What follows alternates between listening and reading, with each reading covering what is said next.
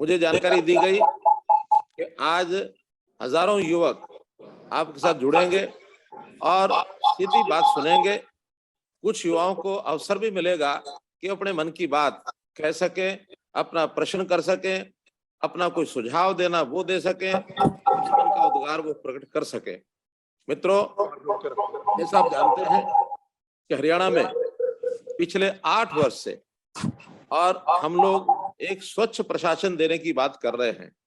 हमने पिछली सरकारों की तरह अपना स्वार्थ कभी सामने नहीं रखा, बल्कि समाज हित, देश हित, युवा हित यही सामने रखा है।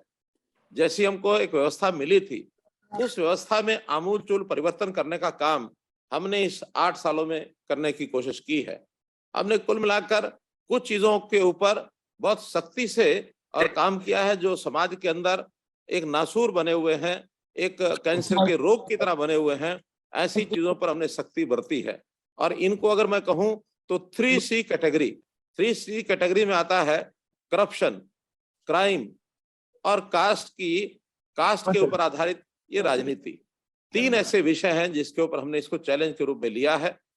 आप आजकल देख रहे हैं कि जो क्रिमिनल्स हैं, जो भी गैंगस्टर्स हैं, इनको किस प्रकार से एक सबक सिखाया जाए और कैसे इनको निरुत्साहित किया जाए ताकि ये अपने इस प्रकार क्रिमिनल रिकॉर्ड को खत्म करें, क्राइम की जिंदगी से दूर हटे और जो सजा याफ्ता लोग हैं उनको भी सख्ती से डील किया जाए। कई बार तो यहाँ तक ध्यान में आता है ये क्रिमिनल्स जेलों में बैठकर भी क्राइम करते हैं और पैसा बनाना ये इनका एक प्रकार से और शौक रहता है, इनका व्यवसाय का एक धंधे का एक प्रकार हो जाता है। तो हमने उसी के ऊपर चोट पहुंचाने की कोशिश की। हमारे एडमिनिस्ट्रेशन ने सख्ती से काम किया। आज वातावरण में एक ये मैं कह सकता हूं कि हम लोग इसको और निश्चित रूप से इसको रोकने में और लगे हुए हैं।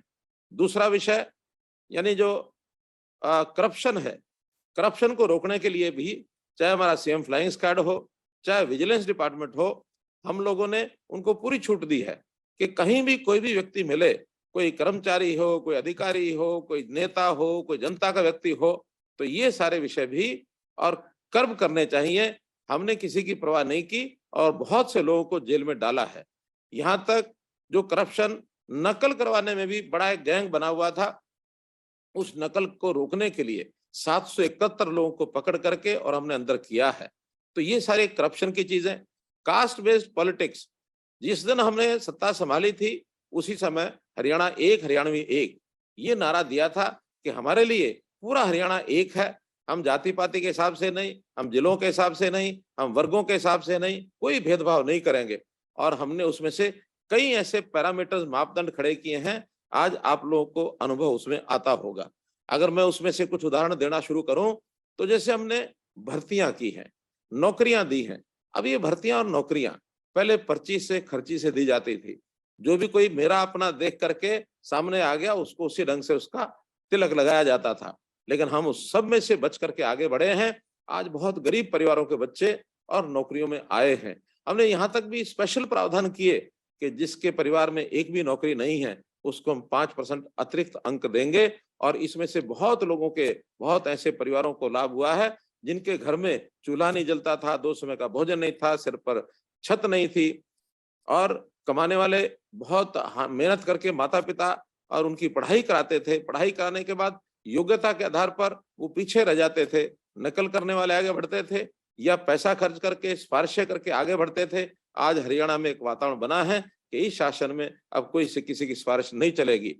ऐसा ही एक दूसरा उद्योग वो होता था जो नौकरी पेशे वाले लोग, कर्मचारी, इनके ट्रांसफर्स का, ये ट्रांसफर भी एक धंधा बना हुआ था। इसको हमने ऑनलाइन ट्रांसफर नीति ये करके और इसका हमने और उपयोग किया है। तो आज घर बैठे कोई भी कर्मचारी अपनी जो प्राथमिकता बताता है उसकी सीनियरिटी के हिसाब से उसको उसका स्थान मिलता है और उससे सब लोग लगभग 93% जो है और उसका लाभ उठाते हैं और उसमें अपने संतुष्टि के हिसाब से उनको स्थान मिलता है।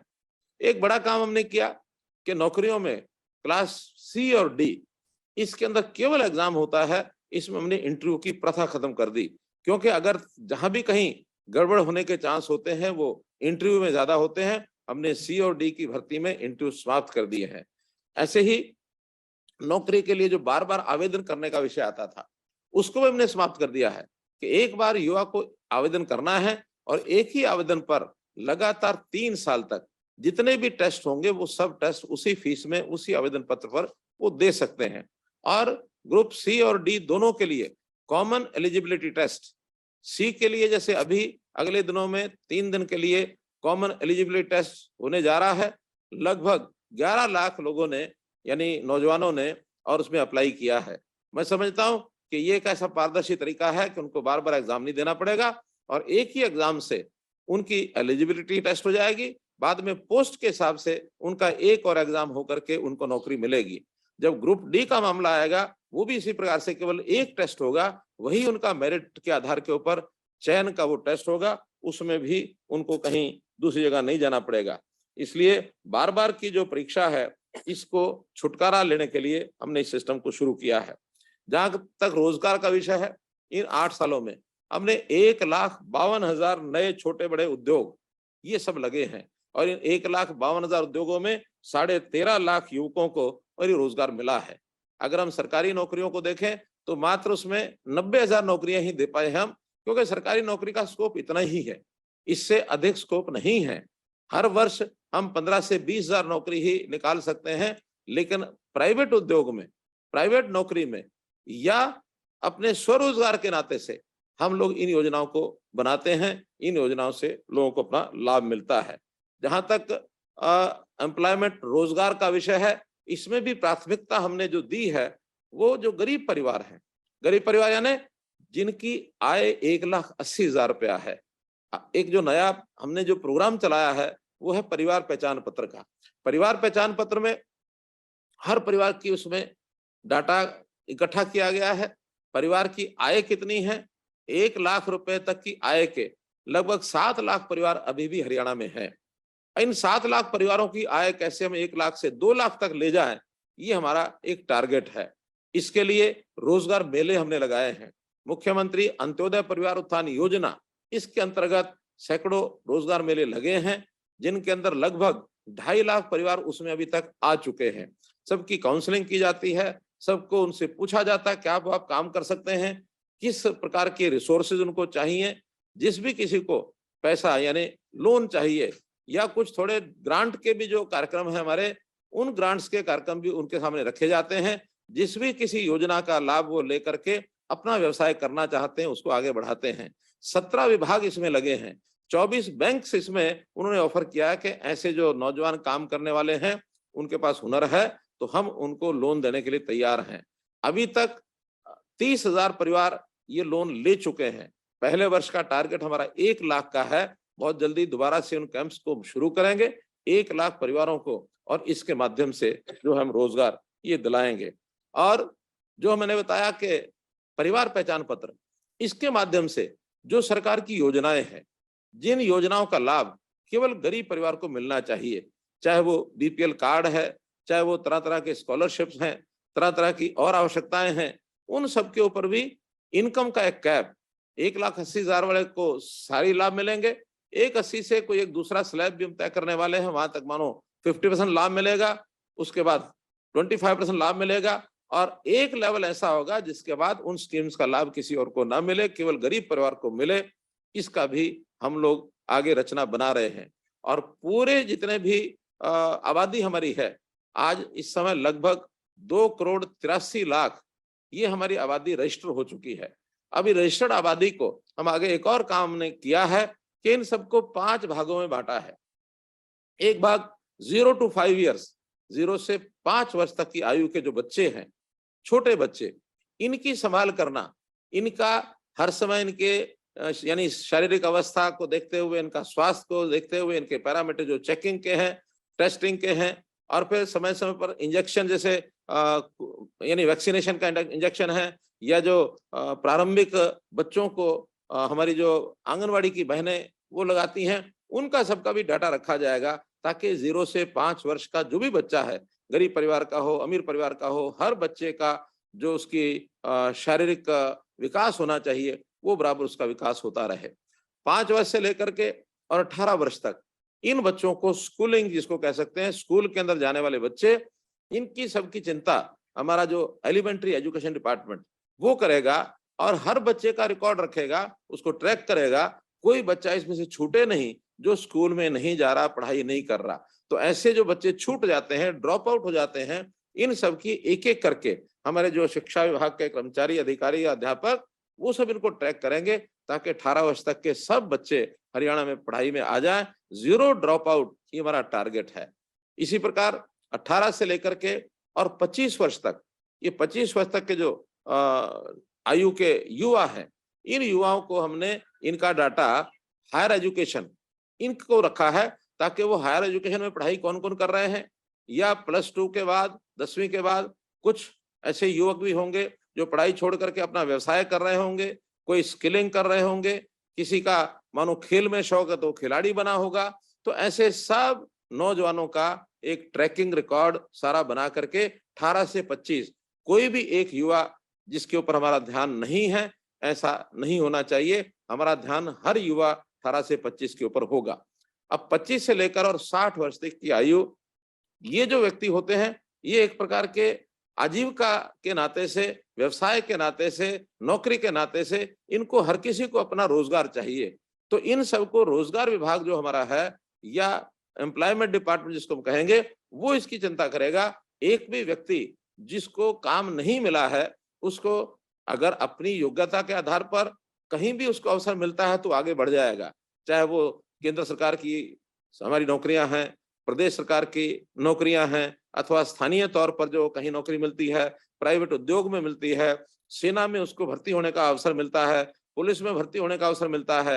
हर प्रकार से उनके अवसर बढ़ाए जाएंगे इनकी आबादी के हिसाब से, और हम ऐसे काम करके हर एक व्यक्ति को कुछ काम चाहिए। हमारा नारा है हर काम के लिए व्यक्ति और हर व्यक्ति के लिए काम, हर काम के लिए व्यक्ति, हर व्यक्ति के लिए काम।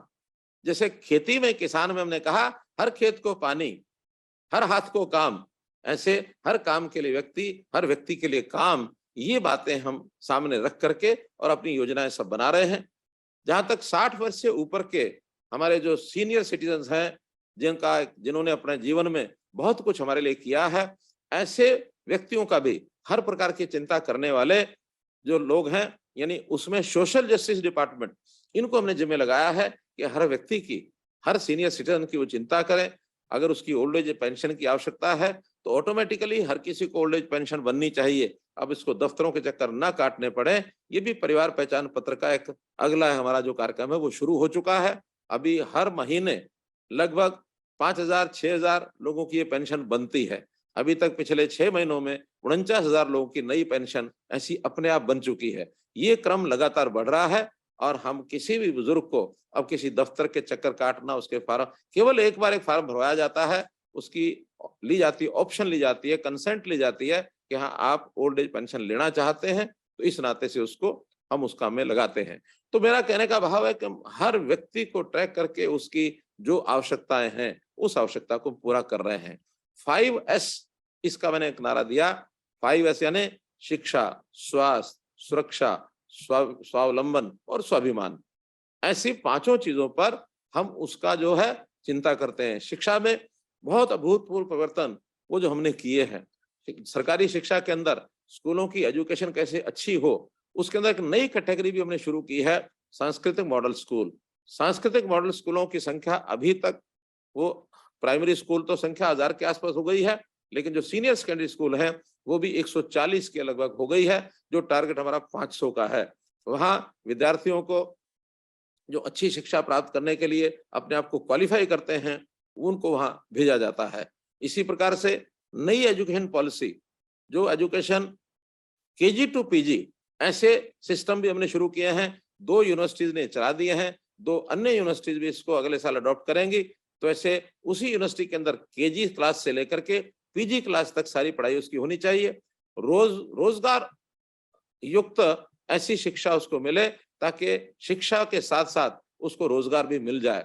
हमारी जो स्थानीय भाषाएं, सारे देश भर में ये काम क्योंकि चल रहा है, हर प्रदेश की अपनी स्थानीय भाषा के अंदर भी कोर्स शुरू किए जाए। हमने इंजीनियरिंग के कॉलेजेस, इसमें भी हिंदी की कुछ पाठ्यक्रम ये तैयार करवाए हैं ताकि एक एक कक्षा वहाँ हिंदी के इंजीनियरिंग कॉलेज में शुरू हो जाए। इसी प्रकार लॉ की हमारी पढ़ाई वो भी कैसे हिंदी में हो, मेडिकल कॉलेजेस की पढ़ाई वो भी कैसे हिंदी में हो। बहुत प्रदेशों में इसमें वो इस क्रम में आगे बढ़ गए हैं। तो अपनी जो भाषा है, हमारे देश की जो भाषाएं हैं, उस भाषाओं को कैसे हम प्रमोट करें, कैसे हम आगे बढ़ाएं, इसके लिए हम इस काम पर काम कर रहे हैं। हम कोई अंग्रेजी के विरुद्ध नहीं है, लेकिन अंग्रेजी का जहां उपयोग है वहां अंग्रेजी होगी, लेकिन जो सामान्य अपने देश के अंदर काम करने के लिए जो भाषाएं हमको चाहिए, वो अपनी प्रदेश की भाषा, स्थानीय भाषा, जो हमारी मदर टंग है, उसके अंदर भी ये सारे कार्यक्रम शुरू हों। ऐसा शिक्षा में हम आमूल-चूल परिवर्तन कर रहे हैं। लड़कियों की, छात्राओं की शिक्षा के लिए हमने तय किया था कि हर 20 किलोमीटर के दायरे में एक कॉलेज ज़रूर होना चाहिए। वो हमने टारगेट पूरा कर लिया है। तो भी हमारे पास डिमांड अभी 9 या 10 थाने से बचे हैं, जहाँ 20 किलोमीटर के अंदर यानी कोई कॉलेज नहीं है। वो हम इस बार मैपिंग करा करके और उनको भी बहुत जल्दी शुरू कर देंगे, उसमें कोई कठिनाई नहीं आएगी।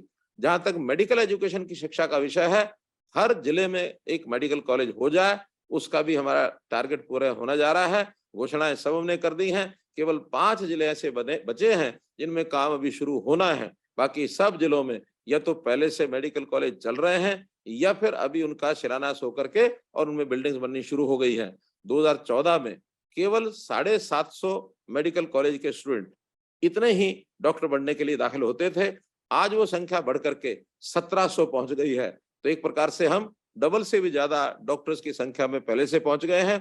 सभी मेडिकल कॉलेज बनने के बाद ये संख्या लगभग 3000 एमबीबीएस के स्टूडेंट्स का दाखिला ये उसके बाद होना शुरू हो जाएगा। और जो हमारी डॉक्टर्स की कमी है, स्वास्थ्य के विषय में जरूर मैं ये चिंता करता हूं कि हमारी डॉक्टर्स की कमी है। हमारे यहाँ हॉस्पिटल्स की कमी नहीं है। हॉस्पिटल हर जिला केंद्र पर 200 बेड का हॉस्पिटल ये हमने अनिवार्य कर दिया कि हर जिला केंद्र पर बनेगा। जो सब डिवीजन हेडक्वार्टर जिला केंद्र से 40 किलोमीटर दूर है, वहां भी 50 बेड का हॉस्पिटल ये जरूर बनेगा। तो इस पैटर्न पर हम मैपिंग करके हम काम आगे कर रहे हैं। जहां तक स्पोर्ट्स की बात है, स्पोर्ट्स हरियाणा प्रदेश आप जानते हैं कि पूरे देश में हमने अपना नाम कमाया है। देश भर के अंदर जितने प्रदेशों के मेडल आते हैं, उसमें पूरे देश की टैली के अंदर 2/3 के लगभग 60% के आसपास हरियाणा के ही मेडल होते हैं। अब हरियाणा के मेडल पर्याप्त होने के बाद भी अभी देश में जो दुनिया के देशों के साथ मुकाबला करने के लिए हमारे जो मेडल आने चाहिए, उसमें हम अभी कहीं 5वें स्थान पर, कभी 6ठे स्थान पर रह जाते हैं। इसको भी आगे बढ़ाने के लिए सभी प्रदेश काम करेंगे। हरियाणा और आगे बढ़ेगा। हम उसमें जरूर इच्छा रखते हैं कि देश हमारा कैसे प्रथम और दूसरे स्थान के ऊपर कंपीट करके आए। तो खेलों के प्रोत्साहन के लिए जगह जगह पर हमने यानी बिल्कुल बाल अवस्था में ही, जैसा कैच देम यंग पॉलिसी है, उस अवस्था में भी 1100 नर्सरीज ये खोलने का हमारा टारगेट है। उसके लिए हमने काम करना शुरू कर दिया है। लगभग 500 से ऊपर नर्सरीज खुल गई हैं। बहुत सी डिमांड और आ रही है। सरकारी स्कूलों के साथ साथ प्राइवेट स्कूलों को भी हम नर्सरीज दे रहे हैं। हर वर्ष का एक कोटा होता है। अगले वर्षों को इस कोटे को बढ़ाया जा सकता है और बच्चे उनकी प्रतिभा को पहचानते हुए उन बच्चों को वहीं से खेल के लिए तैयार किया जाए। इसके लिए गांव-गांव में हमने जो स्टेडियम्स बनाए हुए थे, हमारे आने से पहले भी 400-500 स्टेडियम बने हुए थे, लेकिन उसकी दुर्गति कैसे हुई थी? वहां पर न कोच थे, बल्कि उनकी मरम्मत नहीं हो रही थी। उनके काफी बिल्डिंग्स और सारे चारदीवारियां कई बार गिरी हुई थी। अंदर जो है आवारा पशु घूमते थे, कुत्ते गधे घूमते थे। हमने उन सब चीजों को ठीक करने के लिए कोचेस की भर्ती की है और जो मेडल्स लेकर के विद्यार्थी जो खिलाड़ी आएंगे, ऐसे खिलाड़ियों को हम नौकरी मेडल के आधार पर दे करके, और हमारी प्राथमिकता ये है उन सबको ऐसे जो स्टेडियम्स हैं उनके अंदर खिलाड़ियों को तैयार करने के लिए उनको लगाएंगे। उनमें से ज्यादातर जो ऐसे खिलाड़ी मेडल विनर्स हैं, उनको खेल विभाग में नौकरी दे करके खेलों को प्रमोट कैसे किया जाए, इस योजना पर भी लगातार हमारा काम चल रहा है। इंटरनेशनल लेवल का जो हमारा एक केंद्र विकसित हो गया है, पंचकुला। पंचकुला में पहली बार खेलो इंडिया का एक कार्यक्रम ये आयोजित किया है। 10,000 से ऊपर ऐसे जो खिलाड़ी और उनके खेलों में सहायता करने वाले सब लोग वहाँ 7 दिन तक आकर रुके। पहली बार इतना बड़ा आयोजन ये हरियाणा ने किया है। आगे और भी इस प्रकार के आयोजन हरियाणा में हों तो खेलों में भी हमको बहुत प्रशंसा मिल रही है, हमें ख्याति मिल रही है और इसमें आगे कैसे बढ़े इस पर भी हम लगातार काम कर रहे हैं। मित्रों, इस नाते से मैं तो यही कहूंगा कि हरियाणा की प्रगति हर क्षेत्र को लेकर के, अगर मैं कृषि विभाग की बात करता हूं तो कृषि में भी हमारी सारी जमीन कैसे उपजाऊ हो जाए। इस साल में 1 लाख एकड़ जो सेम की जमीन है उसमें से कैसे पानी की व्यवस्था ठीक करना, और जो उबड़ खाबड़ जमीन है उसको कैसे ठीक करना, और अनुपजाऊ जमीन को उपजाऊ बनाने के लिए हर प्रकार की सहायता ये हम किसानों को दे रहे हैं। किसानों की फसलें एमएसपी पर, लगभग 13 फसलें हमारी ऐसी हैं जो हमने एमएसपी डिक्लेयर करने के बाद खरीदने की अपनी योजना बनाई है। ये ठीक है, उसमें बहुत फसलें ऐसी भी हैं जो एमएसपी पर से ऊपर उनका भाव चला जाता है, तो उसमें सरकार खरीदती नहीं है। हम तो न्यूनतम जितना एक एमएसपी मिनिमम यानी जो सपोर्ट प्राइस है ये उसको मिलना चाहिए, उस सपोर्ट प्राइस के आधार पर हमारी कुछ फसलें जो एमएसपी से कम बिकती हैं उसको हम खरीदते हैं। जहां कहीं खरीदने की स्थिति स्टेट की नहीं होती वहां हम भावांतर भरपाई योजना ये भी देते हैं। जैसे पिछले साल बाजरे की भावांतर भरपाई हमने 600 रुपया पर क्विंटल, ये सभी जो बाजरे के किसान ग्रोवर यानी बाजरा ग्रोवर जो किसान हैं उनको दिया था। इस बार बाजरे के रेट थोड़े से अच्छे हुए हैं तो उस राशि को हमने 450 रुपया क्विंटल ये किया है। ये बाजार भाव के हिसाब से भावांतर भरपाई उपयोग किया जाता है।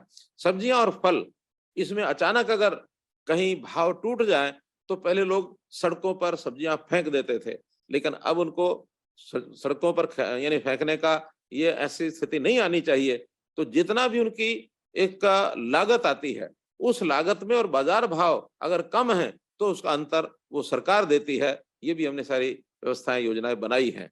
हमने अन्य जो खेती के अलावा अतिरिक्त जो व्यवसाय है जो किसान या किसान का बेटा कर सकता है, जिसके अंदर मछली पालन है, गौ पालन है, जिसके अंदर मधुमक्खी पालन है, मशरूम पालन है, डेयरिंग है, ऐसे कितने ही काम हैं कि उसको किसान के साथ यानी काम उस व्यवसाय के साथ जोड़ करके करने से बहुत सी चीजों का लाभ खेती में से उसमें हो जाता है। जमीन भी उसमें कम चाहिए, पानी भी ना के बराबर चाहिए, खेतों में ही और उन कामों को किया जा सकता है। किसान की आमदनी इसमें बढ़ सकती है। इसमें भी बहुत से प्रयोग हमने किए हैं। उदाहरण के लिए अगर मैं सिरसा जिला लेता हूँ, झींगा मछली का उत्पादन ये बहुत बड़ी मात्रा में सिरसा जिला में होने लग गया है। इसी प्रकार कुरुक्षेत्र के अंदर मधुमक्खी का ये पालन ये होने लगा है। ऐसे ही ये जो हमारा खुम्बी का जो व्यवसाय है मशरूम, ये सोनीपत जिला इसके अंदर बहुत अग्रणी हो गया है। फूलों की खेती, इसमें गुड़गांव फरीदाबाद इस इलाके में फूलों की खेती बहुत होने लग गई है। तो अलग अलग इलाके में कुछ ना कुछ स्पेशलाइजेशन वहां बनी है और कहीं कहीं सब्जियां भी अच्छी मात्रा में होती हैं। करनाल में आलू बहुत अच्छा होता है, यमुनानगर में होता है। तो ऐसे लोगों को प्रोत्साहन दे रहे हैं। किसानों के फार्मर्स प्रोडक्शन यानी ऑर्गेनाइजेशन ये भी हमने बनाया है, फार्मर्स प्रोड्यूसर ऑर्गेनाइजेशन एफपीओज। उन एफपीओज में केंद्र सरकार की भी सहायता होती है, प्रदेश सरकार की भी होती है। उनको मार्केटिंग के लिए भी कहीं जाना नहीं पड़ता है, तो किसान की आय उसमें से बढ़ती है। पराली का जहां तक विषय है, पराली भी ये जलाने का जो एक प्रदूषण ये फैलने का जो एक क्रम बन गया था, किसान को यानी जरा भी उसमें संकोच नहीं होता था। हमने उनको समझाया भी है और समय समय पर दंडित भी किया है। उसके उनके खिलाफ एफआईआर भी इसलिए कराई है क्योंकि प्रदूषण अगर होता है वो हमारे शरीर के लिए, स्वास्थ्य के लिए हानिकारक है। तो इसमें एनजीटी ने भी बहुत सख्ती की है, हमने भी सख्ती की है। उसका एक विकल्प के रूप में पराली का उपयोग कैसे किया जाए, इसका उपयोग जो हमारे जितने भी ऐसे एनर्जी के बिजली उत्पादन के जितने भी केंद्र हैं उसमें भी पराली काम आने लग गई है। आज ही मैं उसका एक रिपोर्ट ले रहा था अपने अधिकारियों से, तो लगभग 4 लाख टन ये पराली अब उपयोग में आने लग गई है।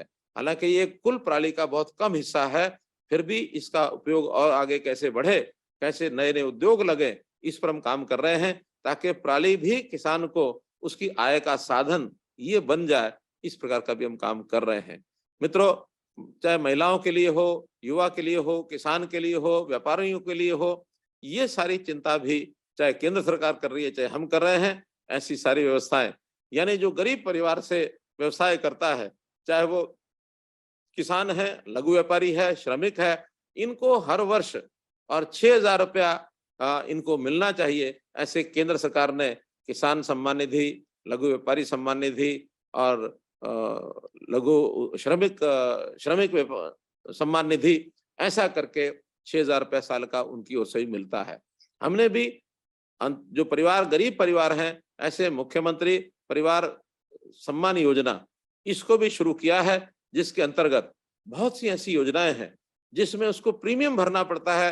गरीब परिवार के लोगों को भी, चाहे वो अपने जीवन के बीमे के लिए, चाहे एक्सीडेंट के लिए, चाहे किसी और व्यवस्था के लिए, उस प्रीमियम को देने में संकोच करता है। हमने योजना बनाई है, ऐसे सब प्रकार के जो कंपनियों के प्रीमियम हैं या सरकार की कोई योजना का प्रीमियम है, ये सब हरियाणा सरकार अपने पास से भरेगी। इसके लिए 6,000 रुपये वार्षिक ये उनको देना हमने शुरू किया है और बहुत से लाभ उनको इसमें मिल रहे हैं। मित्रों, इतनी व्यवस्थाएं, योजनाएं और आईटी का उपयोग करते हुए हमने जो है हर एक विभाग की जो योजनाएं, स्कीमें उसके साथ जोड़ी हैं। लगभग 450 स्कीमें जोड़ करके अब व्यक्ति घर बैठे उनका लाभ उठा सकता है, सरल केंद्रों पर जाके उठा सकता है, सीएससी पर जाकर के उठा सकता है। ऐसे सभी चीजों को ऑनलाइन करने के बाद व्यक्ति की भागदौड़ ये हमने खत्म कर दी है। छोटे से काम के लिए व्यक्ति चंडीगढ़ दौड़ के आता था, छोटे छोटे काम के लिए वो दफ्तरों में चक्कर काटता था, वो हमने प्राय बंद कर दिए हैं। किसी की कोई ग्रीवेंस होती है, उस ग्रीवेंस को भी गवर्नेंस के नाते हम कहते हैं हमारे पास आने की बजाय आप उसको ऑनलाइन हमारे पास भेजिए। सीएम विंडो में लगभग 12 लाख से ऊपर और ये ग्रीवेंसेस लोगों ने अपलोड की हैं, जिसमें से 90% लोगों की जो समस्याएं हल हुई हैं। तो ऐसा जो विपक्षी लोग हमारे ऊपर आरोप लगाते हैं, क्या लगाते हैं कि चंडीगढ़ में अब लोग इनके मंत्रियों के घरों पर नहीं मिलते हैं, दफ्तरों में नहीं मिलते हैं, मुख्यमंत्री के घर पर नहीं मिलते हैं, भीड़, हमारे समय भीड़ लगी होती थी। हम कहते हैं यही आपकी कमी थी कि आप अपने घर में भीड़ लगवाते थे, बेवजह लोगों को परेशान करते थे, उनका समय खर्च होता था, उनका पैसा खर्च होता था। हमने आते ही कहा कि नहीं, बेवजह इनको कहीं आना जाना नहीं पड़ेगा। कोई ज्यादा बड़ा कोई काम ऐसा जो ऑनलाइन वो नहीं करवा सकते हैं, केवल उसी के लिए उनको राजधानी में आना चाहिए, उसी के लिए उनको डीसी के ऑफिस में या जिला केंद्र पर जाना चाहिए, उसी के लिए उनको डिविजनल हेडक्वार्टर पर जाना चाहिए। वरना लोगों को अपने अपने काम में व्यस्त रखना चाहिए। उनकी जो छोटी बड़ी समस्याएं हैं, इसको ईज ऑफ लिविंग के नाते एक प्रकार से उनके घर बैठे और ये सुविधा उनको मिले। लोगों का हैप्पीनेस इंडेक्स ये बढ़ना चाहिए। मैं इन सब बातों को के माध्यम से इतना आपको बता रहा हूं कि हमने प्रदेश में बहुत कुछ किया है, करना अभी शेष भी बाकी भी बहुत है। तो हमारा जो अगला समय है, अभी 8 वर्ष हमारे 2 टर्म के मिलाकर के पूरे हुए हैं, 2 वर्ष इस टर्म के बाकी हैं और आप सब युवाओं का सहयोग और साथ रहेगा तो निश्चित रूप से अगली तीसरी टर्म भी भारतीय जनता पार्टी के शासन के नाते से मिलेगी। इस प्रदेश में सबसे, यानी एक प्रकार से मैं कह सकता हूं कि बिना किसी हिचके, बिना किसी संकोच के, बिना किसी व्यवधान के लोगों की सेवा उनको मिलती रहें। जो अच्छा काम करने वाले लोग हैं उनको प्रोत्साहन मिले, जो गलत काम करने वाले उनको दंडित किया जाए। इस काम को करने के लिए हम सरकार चला रहे हैं। अब अंत में अपनी बात मैं आपके प्रश्नोत्तर के बाद कहूंगा। मुझे बताया गया कि कुछ बंधु ऐसे हैं जिनके प्रश्न हमारे पहले प्रश्नों में नहीं आए हैं। बहुत से बंधुओं ने जो मैंने बातें बताई है इसको लेकर के पहले से ही प्रश्न आए हैं, उसका मैंने अध्ययन कराया था। तो जो बातें मैंने बताई हैं इसी में से 90% जो उनके प्रश्न थे उसका उत्तर मैंने उसमें से दिया है, क्योंकि एक एक का प्रश्न लेना संभव नहीं था। लगभग 2000 से ऊपर ऐसे युवाओं ने अपने आप को रजिस्टर किया है आज की इस बातचीत के अंदर। कुछ युवा ऐसे भी बैठे हैं, मुझे जो बताया गया कि वहाँ क्षेत्र के अंदर स्क्रीन लगा करके वहां भी उपस्थित हैं, हजारों की संख्या वो भी हैं। तो इतने सब बंधुओं से व्यक्तिगत बातचीत करना संभव नहीं था।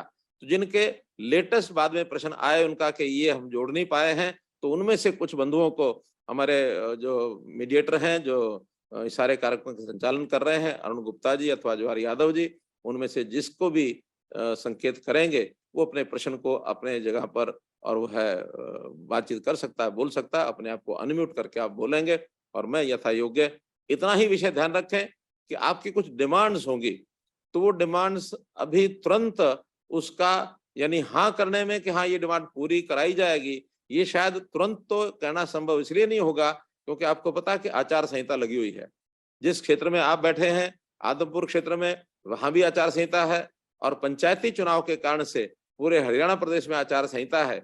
इसलिए डिमांड्स को आज ही हाँ करना तो शायद संभव नहीं होगा। हाँ, कुछ जानकारियां जो आप बताएंगे जो पहले से चल रही हैं वो आपको निश्चित रूप से बताऊंगा कि हाँ ये पहले से चल रही हैं। आगे जो आपकी डिमांड्स होंगी, जो भी हमारे पास लिखित आएंगी, उनके ऊपर निश्चित रूप से चुनाव के बाद हम सब के ऊपर ध्यान करेंगे। कोई ऐसी चीज अनहर्ड नहीं जाएगी, बिना सुनी नहीं जाएगी। हर चीज को पूरा सुन करके पूरा करने का काम हम करेंगे। तो इसलिए आगे के प्रश्न आप करेंगे। केवल आखिर में 5 मिनट में आपसे मैं अपील जो करूंगा, उसके लिए 5 मिनट में मैं आपके साथ फिर आऊंगा। बहुत बहुत वो टू अरुण गुप्ता, अरुण यादव। बहुत बहुत धन्यवाद माननीय। हमारे पास बहुत सारे प्रश्न आए हैं। सबसे पहला प्रश्न है हिमांशी गोयल जी का। हिमांशी जी, आप अपने आप को अनम्यूट करें।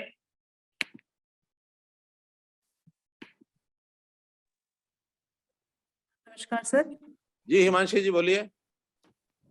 नमस्कार सर। जी नमस्कार। सर मैं बीएमएस एमडी की छात्रा हूँ, आदमपुर मंडी से ही हूँ, कुरुक्षेत्र में एमडी कर रही हूँ।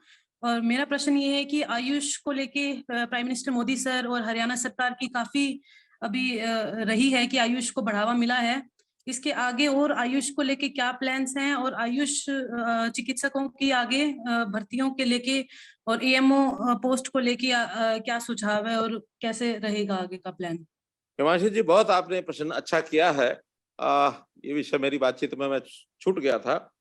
हम देखते हैं कि जैसे ही एक पश्चिमी देशों के प्रभाव में हमारे देश में भी एक समय ऐसा आया कि हम आयुष को, आयुर्वेद को थोड़ा भूल गए, थोड़ा नीचे ले गए, और एलोपैथी का एक बोलबाला ये बहुत ज्यादा हो गया था। लेकिन आज लोगों को समझ में आने लगा है कि एलोपैथी एक तो खर्चीला बहुत हो गया है। एक एलोपैथी के इलाज में जिस बीमारी के लिए हम इलाज करते हैं शायद वो तो ठीक होती है, जल्दी ठीक हो जाती है, लेकिन उसके साथ जो साइड इफेक्ट्स हैं, दूसरी बीमारियां ये और खड़ी हो जाती हैं। अगर हम तुलना करें आयुर्वेद में, आयुष में, तो उसमें ये समस्या नहीं आती। एक तो खर्चीली नहीं होती है, दूसरा उसका साइड इफेक्ट बहुत कम होते हैं। और आयुष का एक बड़ा जो उसका उद्देश्य है वो यह है कि व्यक्ति बीमार न हो, व्यक्ति अस्वस्थ ना हो, उसका स्वास्थ्य ठीक रहे। और एलोपैथी में बीमारी होने के बाद उसका केवल इलाज है, वो एक प्रकार से क्यूरेटिव एक साइंस है। आयुर्वेद और आयुष ये प्रिवेंटिव साइंस है। तो इस नाते से देश भर में आयुष को लेकर के वेलनेस सेंटर्स की संख्या बढ़ाई जाए। और वेलनेस सेंटर्स हमने हरियाणा में 20 वेलनेस सेंटर्स का तो उद्घाटन प्रधानमंत्री जी से कराया था। हमारा पहला टारगेट है 1000 वेलनेस सेंटर्स बनाने का, जिसमें जो हमारे ग्रामीण क्षेत्र के अंदर योग व्यायामशाला जो 2 एकड़ में हमने बनाने की बात कही है, लगभग 550 गांव में ये खुल चुकी हैं, यानी व्यायामशालाएं। उस व्यायामशाला के साथ ही 2 या 3 कमरे बना करके हम वेलनेस सेंटर्स बनाएंगे। और उन वेलनेस सेंटर में हर एक जगह एक आयुर्वेद मेडिकल ऑफिसर, इसको हम लगाएंगे। पहले चरण में 1000 बनेंगे। इसके बाद बहुत गांव में तो आज भी डिस्पेंसरीज हैं, हमारे जो पीएचसीज हैं, तो उन डिस्पेंसरीज पीएचसीज की जगह तो अभी नहीं करने वाले। बाकी सब गांव में 2 एकड़ में योग व्यायामशाला, जिसके अंदर योग का भी विषय होगा, क्योंकि आयुष में योग भी आता है, आयुर्वेद की पद्धति भी आती है, यूनानी पद्धति भी आती है, होम्योपैथी पद्धति भी आती है। तो ये सारी पद्धति उसमें आती हैं। और उसमें खान पान के नाते एक डाइटिशियन, इसका भी एक कोर्स तैयार कर रहे हैं, ताकि डाइटिशियन भी एक वहां बैठे, लोगों के खान पान को किस प्रकार से कंट्रोल किया जाए। आज हमारी बीमारियों की बहुत बड़ा एक जो कारण है वो हमारे खान पान में जो गड़बड़ें हुई हैं उसके कारण से हुई हैं। तो इसलिए इन सब चीजों पर हम ध्यान करते हुए अगले वर्षों के अंदर ये जो 1000 आयुष, जो 1000 हमारे वेलनेस सेंटर्स हैं, इनको पूरा करने के लिए हम एएमओस की भी भर्ती करेंगे। जी धन्यवाद सर। आगे जी, अगला जो प्रश्न है वो हमारे राजेश कुमार जी का है। राजेश कुमार जी, आप एक बार अपने आप को अनम्यूट करें और प्रश्न पूछें। हेलो, नमस्कार। जी माननीय राजेश जी। मुख्यमंत्री जी। जी जी सर, कोरोना टाइम के टाइम में ना किसान एक्सप्रेस ट्रेन को बंद कर दिया गया है, जिससे ना आमजन को काफी दुविधा हुई थी। तो जब किसान एक्सप्रेस ट्रेन को दोबारा शुरू किया गया तो इसके समय में परिवर्तन कर दिया गया सर।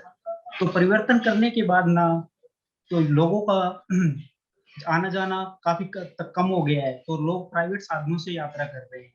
तो इसके लिए उनका यात्रा खर्च बढ़ गया है सर। हम ये चाहते हैं कि आदमपुर के लोगों का चाहते हैं भाई इसका ट्रेन का टाइम है ना, जो पहले समय था वही किया जाए सर, क्योंकि अब राजेश जी, हाँ ये जी एक सर। आपकी एक डिमांड है और मैं समझता हूं कि इस प्रकार की इंडिविजुअल डिमांड्स करेंगे तो फिर बाकी लोगों के लिए उसका ज्यादा उपयोग नहीं रहेगा। हाँ, लेकिन ये चूंकि आदमपुर से जुड़ी हुई सारी समस्याएं होगी तो आप इसको लिख करके आप भिजवा देंगे। हम क्योंकि रेलवे का विषय है, केंद्र हाँ सरकार जी का सर, है, रेलवे का सर। हाँ, हम इसमें अपना पत्र लगा करके उनको भेज देंगे और आपकी कठिनाई को भी उनको इंगित करेंगे और कोशिश करेंगे उनको कह करके कि जो पहले का टाइम है उसी टाइम पर ये चले तो आपको सुविधा होगी। और इसमें एक पत्र आप हमको भिजवा दीजिए किसी भी के माध्यम से, हम उसका डीएल लेटर लिखेंगे और मैं कोशिश करूंगा ये काम हो जाए आपका। ओके, धन्यवाद सर।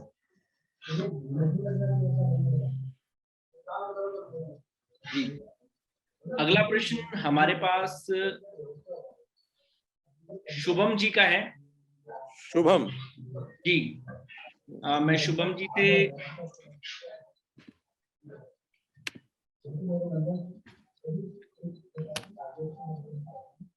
बोलिए। शुभम जी, एक बार वो अपने आप को अनम्यूट कर दें।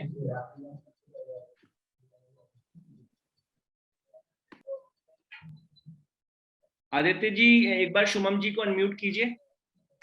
जी भाई साहब। शुभम शर्मा है? शुभम शर्मा जी को अनम्यूट रिक्वेस्ट भेजा है। शुभम जी, आप कृपया अपने इनका आप को unmute कर वीडियो लीजिए। भी ऑफ आ रहा है इनका, तो शायद चले गए हो। दूसरा आगे चलो जी, आदित्य जी, सुनील कुमार जी या जिसको अनम्यूट कीजिए। सुनील कुमार।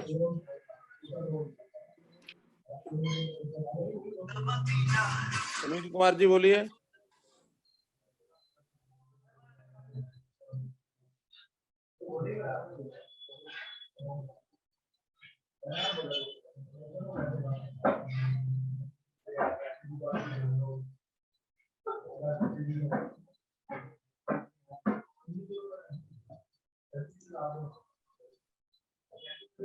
सुनील मांझू जी, आपको रिक्वेस्ट भेजा, कृपया अनम्यूट कर लीजिए। नमस्कार सर। हाँ नमस्कार। हाँ सर, मेरा जो डिमांड था मेरे गांव को लेकर था। एक्चुअली गांव के अंदर जो पशु चिकित्सालय वो 30 साल पुराना है और आज जर्जर हालत में। सेकंड जो है, हमारा गांव के अंदर हॉस्पिटल नहीं है आम जनता के लिए, और गांव की आबादी 4,500 के आसपास है हमारी। उसके अलावा हमारा एक और डिमांड था खेल स्टेडियम का। जो हमारा गांव है वो ऐतिहासिक गांव है और ऐतिहासिक खेल ग्राउंड रहा है हमारे गांव के अंदर। कौन सा बताया गांव आपने सुनील जी? सारंगपुर। सारंगपुर।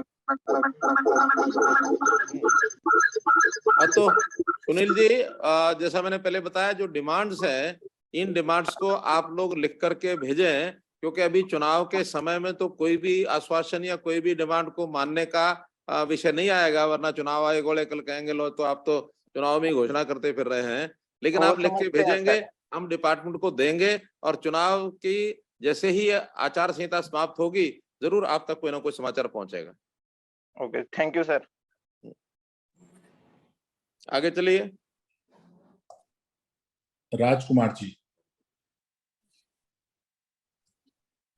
माननीय मुख्यमंत्री जी, आपको सादर प्रणाम जी। मेरा नाम राजकुमार है और मैंने गवर्नमेंट पॉलिटेक्निक मंडी आदमपुर से फूड टेक्नोलॉजी का कोर्स किया है। ठीक है। आज मुझे आपको बताते हुए हर्ष हो रहा है कि सरकार की बढ़िया नीतियों की वजह से मेक इन इंडिया प्रोग्राम में हमने फूड प्रोसेसिंग स्टार्टअप शुरू किया और वेरी गुड। टेस्ट पूरे दुनिया में हम फैला रहे हैं और अपने जैसे कई साथियों को हमने रोजगार दिया है। इसके लिए आपका आभार, आपकी सरकार का आभार। मेरा एक, क्योंकि मैं फूड बैकग्राउंड से आता हूं, तो मेरा एक ही सवाल आपसे है कि जैसे मेरे जैसे युवा स्टार्टअप करना चाहते हैं, आपके दया दृष्टि से मेरा भी शुरू हुआ है, तो हरियाणा सरकार का फ्यूचर में प्रोसेस फूड इंडस्ट्री को लेकर क्या प्लान है और फूड सेक्टर में प्रोसेसिंग के लिए हरियाणा सरकार की आने वाली क्या नीतियां रहेंगी, यही मेरा आपसे निवेदन है कि इस पे थोड़ा प्रकाश। राजकुमार जी, बहुत अच्छा आपने प्रश्न किया है। और नौजवानों को अपने पैरों पर खड़ा होने के लिए ये जो स्टार्टअप पॉलिसी है ये जी। बहुत ही मोदी जी ने एक बहुत अच्छा एक स्टेप दिया था हमको। और स्टार्टअप में कुछ लोग अपनी पढ़ाई पूरा करके, ट्रेनिंग लेकर के, स्किलिंग करके और नई चीजों को कैसे वो शुरू कर सकते हैं। इसके लिए केंद्र सरकार ने अपनी मुद्रा स्कीम जो चलाई हुई है, उस मुद्रा स्कीम में भी स्टार्टअप्स को लाभ मिलता है। हमने यहाँ हरियाणा में जो देश भर में one product one district one product scheme है, उसमें हमने वन ब्लॉक वन प्रोडक्ट ये स्कीम चलाई है। 140 के लगभग ऐसे ब्लॉक्स हैं और उनमें 50 से लेकर 100 एकड़ तक का एरिया, इसको हम प्राप्त यानी एक लेकर के लोगों से, किसानों से अथवा पंचायत की जमीन अथवा जहां भी उपलब्ध होगी, वहां छोटे उद्योग लगाने के लिए, स्टार्टअप्स के लिए खास करके उनको पहले अवसर दिया जाएगा। और इसमें लोन की व्यवस्था भी, और जो मैक्सिमम लिमिट उसकी 5 करोड़ रुपए तक है, ऐसी लोन की व्यवस्था भी उसमें होती है। तो इस प्रकार से नए जो एंटरप्रेन्योर्स हैं, उसको पद्मा स्कीम, स्कीम का नाम हमने पद्मा स्कीम रखा है। पद्मा स्कीम में ये जो 50 एकड़ में लगभग मान सकते हैं कि कहीं 200, कहीं 400, कहीं 300 ऐसे नए उद्योग लगाने वाले एक जो हमारे अभ्यर्थी होंगे, जो उद्योग करने वाले हमारे एंटरप्रेन्योर्स होंगे, युवा होंगे, उनको इसमें जरूर हम आगे लाएंगे। सारे प्रदेश भर में अब हर ब्लॉक के अंदर अलग प्रोडक्ट, कुछ ऐसे स्थान हैं जहां फूड प्रोसेसिंग के और ये जो प्रोजेक्ट्स है ये लाने वाले हैं। क्योंकि हमारे यहाँ रॉ मटेरियल इस नाते से भी जो ग्रेन्स है रॉ मटेरियल में, और हमारी फसलें हैं, किसान को भी इसका लाभ होगा।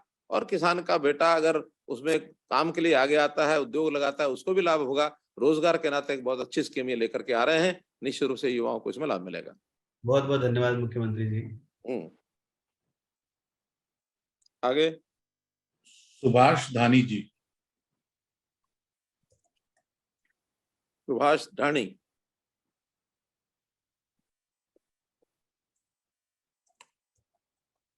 सुभाष जी बोलिए।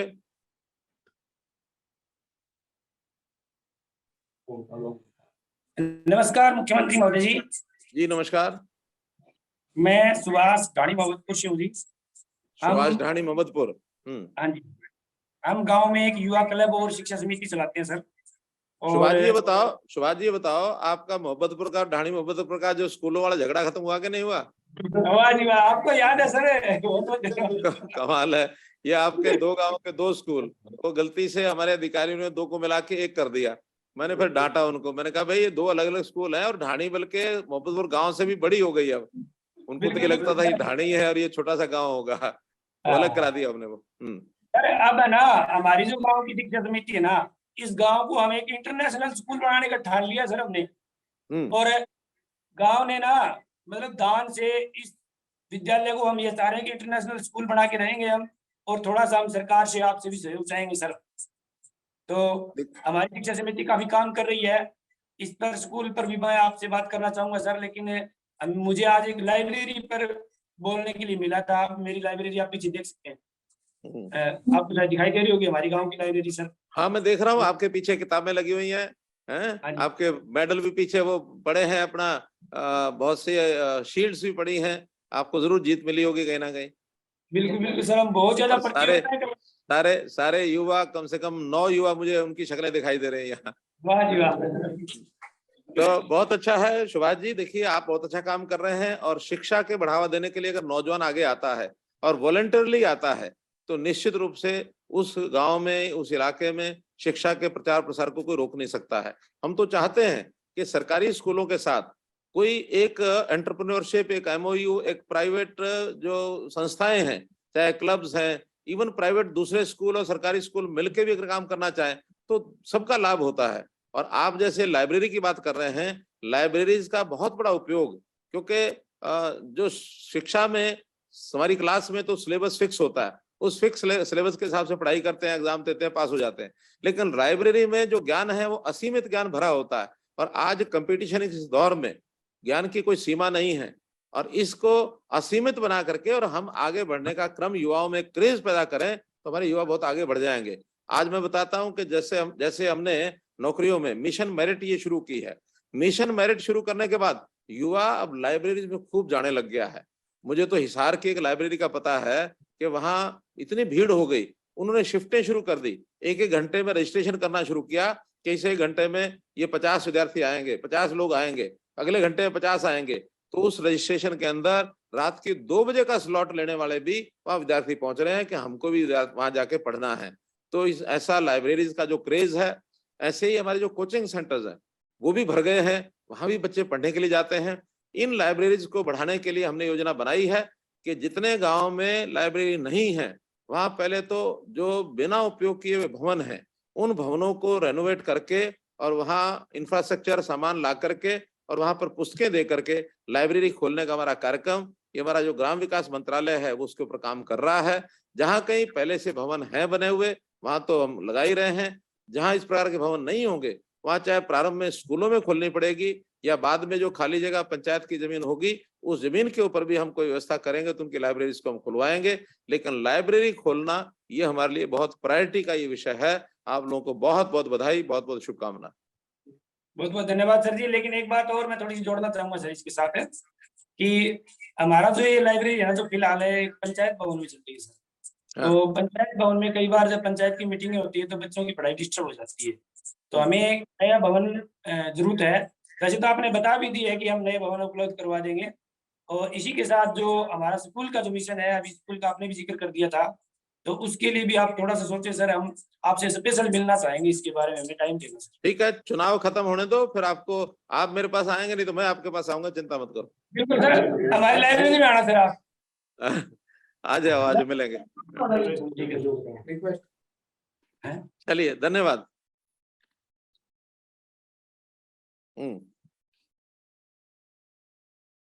आगे चलो जी। अगला जो है वो है शुभम जी। शुभम जी हमारे खेल के मैदान जो सीसवाल गांव से जुड़ रहे हैं आपके साथ। शुभम जी, आप अपने आप को अनम्यूट कीजिए।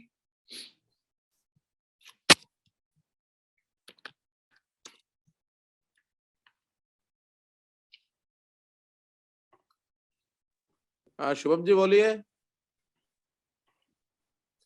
शुभम जी को पहले भी आपने, शुभम जी फिर शायद अनम्यूट नहीं कर पा रहे हैं अपने आप को, या तो वो बोल नहीं पा रहे, कहीं उनके टेक्निकल सिस्टम में। सुनील जी, सुनील क्रांतिकारी आपसे एक प्रश्न पूछेंगे। सुनील जी, आप अपने आप को अनम्यूट कीजिए।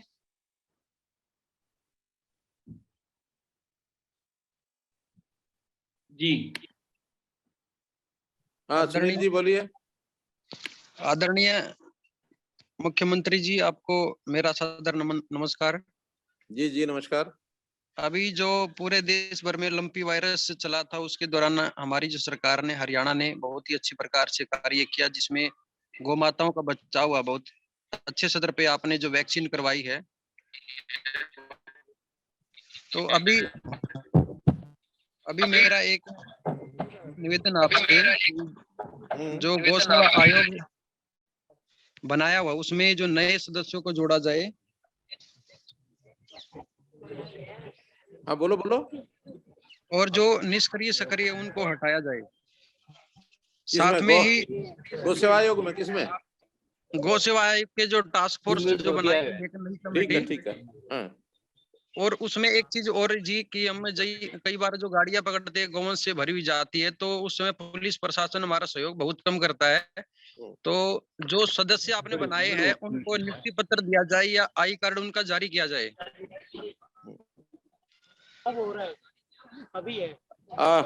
ठीक है सुनील जी, आपका विषय ध्यान में आ गया। देखिए, गौ हमारी आस्था का विषय है और गौ सेवा हमारा एक, हमारे खास करके ग्रामीण क्षेत्र के अंदर तो बहुत एक श्रद्धा पूर्वक इस सारे विषय को, जगह जगह गौशालाएं बनी हैं, जगह जगह गौ सेवा करते हैं, गौ को माता मानते हैं, ये सारा विषय हम करते हैं। अब इसमें हमारे युवा जुड़ करके आगे आते हैं तो बहुत ही अच्छा होगा। जहाँ तक गौ सेवा आयोग का विषय है, हमने हर एक जिले में, हर एक स्तर पर और टास्क फोर्स बनाई है, और जिला लेवल की टास्क फोर्स में तो हमने डीएसपी को भी एक मेंबर रखने के लिए कहा है कि वहाँ डीएसपी भी एक मेंबर होगा, ताकि समय समय उनकी बैठकें होंगी और जहाँ कहीं पुलिस सहयोग नहीं करती है वो सारी बातें उन लोगों को आप बताएं, ताकि वहाँ पुलिस भी सहयोग करे। इतना जरूर रखें कि इस गौ सेवा के नाम से कुछ ऐसी जगह भी ध्यान में, ऐसे लोग भी ध्यान में आए हैं जो इसका दुरुपयोग भी करते हैं, और ऐसे जो लोग जा रहे हैं, अपने किसान भी अपने पशुओं को लेकर के एक जगह से दूसरी जगह जाते हैं और वास्तव में जरूरत के हिसाब से उनको वहां जाना होता है। या कहीं बिक्री के लिए मेलों में ले जा रहे हैं, कई बार ले जा रहे हैं, उनको भी शंका की दृष्टि से देख करके उनके साथ झगड़े खड़े हो जाते हैं। तो मेरा यही कहना है कि जो भी लोग जुड़े वो संस्कारित लोग हों, उनको पहले से ट्रेन किया जाए, उनको बताया जाए, और गौ सेवा आयोग के जो लोग हैं या टास्क फोर्स है उनको किस प्रकार का कोई पहचान पत्र देंगे, हम गौ सेवा आयोग को बताएंगे, वो कोई ना कोई उनकी पहचान बनाए। ये बात आपकी ठीक है, लेकिन वो पहचान पत्र भी गारंटी लेके उनकी पहचान शनाख्त करके ये आदमी ठीक है, वास्तव में गौ सेवा के लिए यानी उत्सुक है, तो उन्हीं को उसका मेंबर बनाएंगे। उसमें कहीं कोई कठिनाई नहीं आएगी। इसमें कोई भी विशेष कठिनाई कोई हो तो आप अपने एसपी को, डीएसपी को आप बताएं कि ये कठिनाई है, इसको हल करें। आदरणीय, एक छोटा सा प्रश्न और है कि जो अभी योग शिक्षकों की नियुक्ति हुई है तो वो बीच में रोक दी गई है, तो कृपया करके उनको भी एक बार पूरा करवाया जाए। वो भी युवाओं के लिए कौन से शिक्षक?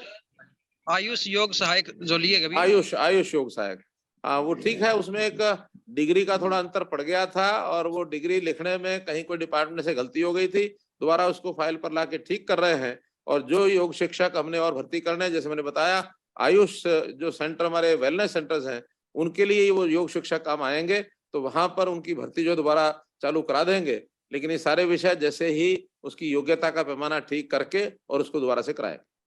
ठीक है, धन्यवाद जी आपका बहुत बहुत। चलिए, माननीय मुख्यमंत्री जी, शुभम जी अब जुड़ चुके हैं, सीसवाल गांव के खेल के मैदान से बच्चों के साथ हैं। शुभम जी, आप अपनी बात रखिए। माननीय मुख्यमंत्री महोदय, आपके चरणों में वंदन करता हूं। धन्यवाद हम तो शुभम जी।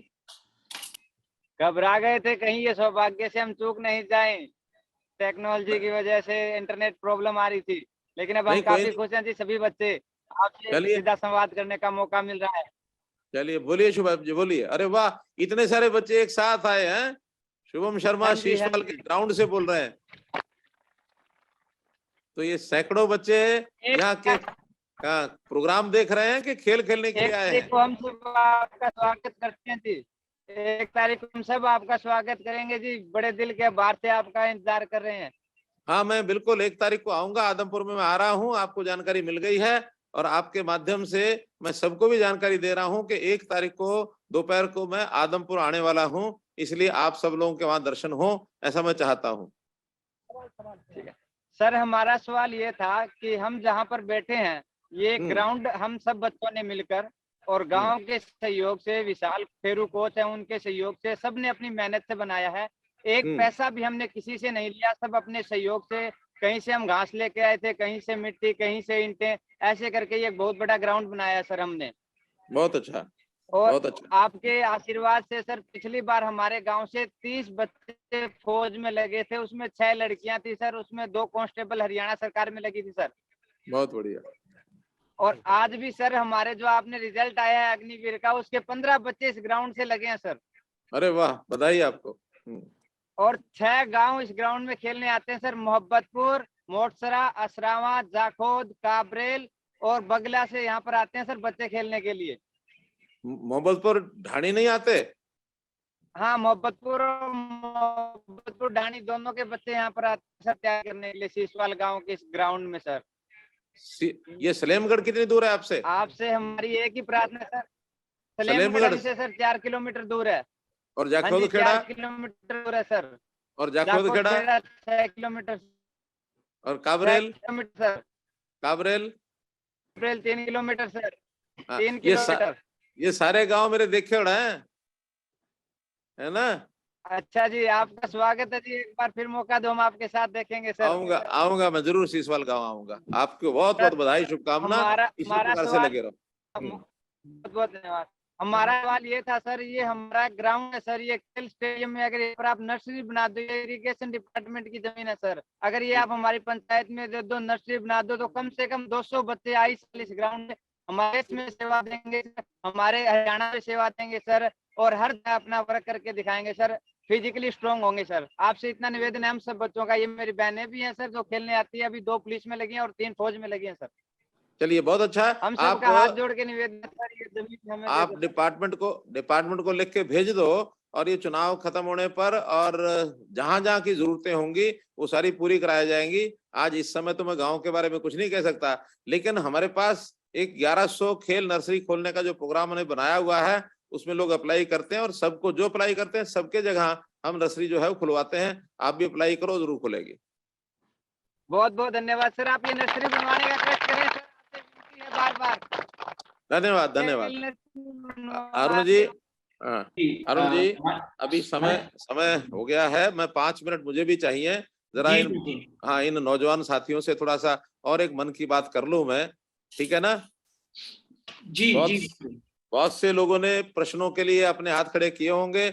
बहुत से लोग अभी मुझे दिख भी रहे हैं कि जिनके रेज हैंड नाम से वो जो हमने किया हुआ है, सारे 8-10 लोग मुझे दिख रहे हैं, लेकिन चूंकि समय का एक अपना एक दबाव रहता है, तो मैं आप लोगों से चाहूंगा कि आप अपने प्रश्न या तो लिख करके जो हमारे पास टूल है इनके पास, अरुण जी के पास क्या रहता है टूल, अरुण जी कोड क्या? जी इनके सारे प्रश्न हैं वो मैं आपको भेज दूंगा। हाँ, आप मुझे भेजेंगे तो उनके सब के उत्तर लिख करके इनको हम भिजवाएंगे। आपने इतना उत्साह दिखाया है, वास्तव में ही मुझे लग रहा है कि मुझे और समय बैठना चाहिए, लेकिन पास के कमरे में एक और बड़ी मीटिंग मेरी है, वो लोग इंतजार कर रहे हैं, 5:30 मुझे वहां पहुंचना है। अब अंत में मुझे जो अपील करनी है आपसे, देखिए आदमपुर के ही युवकों को बुलाया है और आपको पता है कि मैंने आदमपुर के युवकों को क्यों बुलाया होगा, सारे हरियाणा को नहीं बुलाया, ये तो आपको ध्यान में आ ही गया होगा। इसलिए आदमपुर में इस समय जो चुनाव चल रहा है, मेरी अपेक्षा आपसे ये है कि आपके एक युवा साथी वहां जो इस समय हमने चुनाव में उतारे हैं, भव्य बिश्नोई, और भव्य बिश्नोई एक प्रकार से वो जरा सारा क्षेत्र, उसमें उन लोगों का अपना एक स्थान भी है। अब राजनीतिक तौर पर आप लोगों को जिनको पता है वो तो ठीक है, जिनको नहीं पता है बहुत ज्यादा विस्तार में जाने की जरूरत नहीं है, लेकिन इसमें हमारी ताकत बढ़ाने के लिए, हरियाणा में भारतीय जनता पार्टी की सरकार की ताकत बढ़े, मनोहर लाल की ताकत बढ़े, ये इच्छा अगर मन में आती है तो आप लोग खुद भी और अपने मित्र, अपने रिश्तेदार, अपने परिवार के लोग, उन सबको सहयोग करें, क्योंकि जो आप विद्यार्थी इस नाते से टेस्ट देते हैं, हर साल देते हैं, हर साल टेस्ट देने में और पता लग जाता है कौन कहाँ खड़ा है, कहाँ नहीं खड़ा है। ऐसे ही राजनीति में ये टेस्ट वैसे तो जनरल टेस्ट होता है 5 साल के बाद, लेकिन कभी कभी बीच में और भी टेस्ट आते रहते हैं और उस टेस्ट को भी लोग देखते रहते हैं कि लोगों का मानसिकता, लोगों का भाव, मन में क्या विचार है, सरकार के प्रति कितना उनके मन में इच्छा यानी लगाव है, कितना नहीं है। तो ये एक छोटा सा एक टेस्ट है, लेकिन छोटे टेस्ट में भी अच्छे अंकों से हम पास हों, ये हमारी भी इच्छा है। तो अच्छे अंक पास कराने के लिए ये सहयोग आपने करना है कि वो कितने अंक मुझे मिले, कितने नहीं मिले, आप लोग सहयोग करेंगे तो पर्याप्त अंकों से पास हो जाएंगे। और अच्छे अंकों से पास होने के बाद लगता है कि मेरिट में आ गए। कई बार केवल पास हो गए, उससे भी मन पसंद नहीं होता। पास होने में अगर मेरिट आती है और किसी के 80%, 85% नंबर आते हैं, तब लगता है कि हाँ अच्छा विद्यार्थी है और अच्छे ढंग से पास हुआ है। तो हमारी जो सरकार की कितना परफॉर्मेंस है, कितनी उपलब्धि है, कितना लोग उससे संतुष्ट है, वो हमारे इस प्रकार के बीच बीच में जो टेस्ट आते हैं उस पर निर्भर करता है। तो मैं आपसे निवेदन करूंगा कि इस टेस्ट में आपके हाथ में जो कुछ है, आप उसमें जरूर सहयोग करें, जरूर सहायता करें, अपने खुद के नाते से, परिवार के नाते से, मित्रों के नाते से, अपनी टोली के नाते से, परिवार जो पड़ोसी हैं उनके नाते से, जहां भी आदमपुर विधानसभा दायरा है क्षेत्र का, उस दायरे में रहने वाले सब लोगों को आप इस बात के लिए प्रेरित करें। पुनः 2 दिन बाद 1 तारीख को मैं आपसे फिर मिलने के लिए आ रहा हूं आदमपुर में। जहां भी मिलेंगे, हो सकता है इन बातों में से कोई बात फिर दोबारा से भी आ जाए, हो सकता है आमने सामने मिलना फिर भी हो जाए, लेकिन बड़ी भीड़ में नमस्ते होगी, राम रमैया होगी। बस वो राम रमैया जो है मन से राम रमैया, दिखावे के लिए नहीं। हमारे कुछ नेता वो जो दिवाली के राम राम करने के लिए नाटक करने का भी काम उन्होंने किया है, हम तो शुद्ध मन से और अपनी राम रमैया करते हैं, हम उस प्रकार के दिखावे के लिए नहीं करते हैं। लगातार हमारा आपका ये संबंध बना रहे। आपका बहुत बहुत आभार, बहुत बहुत धन्यवाद। बहुत बहुत धन्यवाद माननीय मुख्यमंत्री जी। सभी युवा साथी जो आज इस संवाद में जुड़े, हमें उनका माननीय मुख्यमंत्री जी का मार्गदर्शन प्राप्त हुआ, सभी का अभिनंदन है, धन्यवाद है। अब हम संवाद को यहीं समाप्त करते हैं। नमस्कार, भारत माता की जय।